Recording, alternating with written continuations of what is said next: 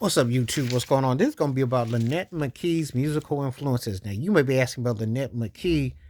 If you were a fan of 70s, early 80s movies, especially Richard Pryor movies, you remember her in Which Way Is Up, which is one of my all time favorite movies, and then later with Brewster's Millions. But before that, she was in what I call an Around the Way classic, Sparkle, as the lead role of Sister with Irene Cara.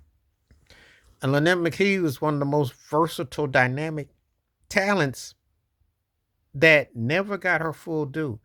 You know, we talking Broadway, we talking theater, we talking movie, we talking stage performance, the whole nine.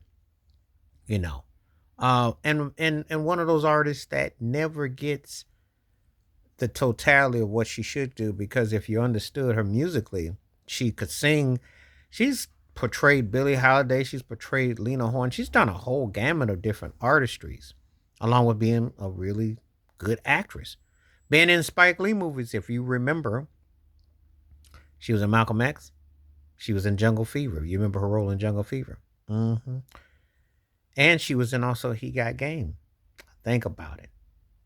She also did other films in the back in the day, and had very, again, Broadway aesthetics.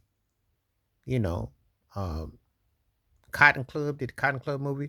One of those kind of talents that should have been far bigger, should have been a household name. Really, looks, the vibe, the end just didn't. So on the musical front, she grew up in Detroit, and she mentioned Stevie Wonder, the Four Tops, the Temptations, the Supreme, Smokey Robinson, the Miracles were influences. Obviously, jazz influences, when you think about Billie Holiday, had to be a nod to Josephine Baker in there somewhere, amongst others. You could definitely tell by the stylings, and you could see maybe Ella Fitzgerald, maybe Sarah Vaughan, you know, Lena Horne, a lot of the standards of artistry. And you could tell that she definitely had a vibe that loaned itself to that, you know.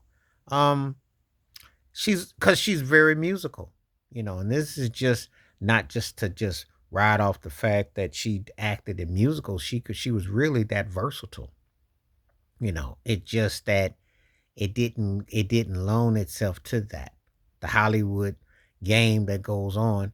And then you hear somebody who has a voice, that has a purpose, that has a vision, and not getting the full opportunity. So this is one of those situations. But the talent, no doubt, leave no questions asked, no doubts. One of the most talented, and definitely could sing and rhythmic, and had all the things that you would expect that to be someone that would get that opportunity. And sadly, it didn't happen with that in full totality. She still kept busy and doing things, versatile, you know, and the marks are different things, but just didn't, you know. So, but anyway, I wanted to explore this because I got a chance to see that she did some different musical things. She actually got a chance to do some shows with Michael Henderson, the late great Michael Henderson, and she was part of that. And she did cut some records and some things like that. And like I said, a very talented songstress. When you listen to her musically, and then you could take into her acting and body of work and impact. So, it's a trip when you think about it, because she should have been bigger. Because just off of Sparkle alone, she had the chops and the vibe. So it's a lot of things that go on, unfortunately. Please hit like, subscribe, welcome thoughts, comments, and I do respond. Thank you. Wash your hands, keep your mind clear, watch out for another. Share it if you like, and hit that membership. Stay safe, stay blessed, stay woke, stay free. I'm out one time. Peace.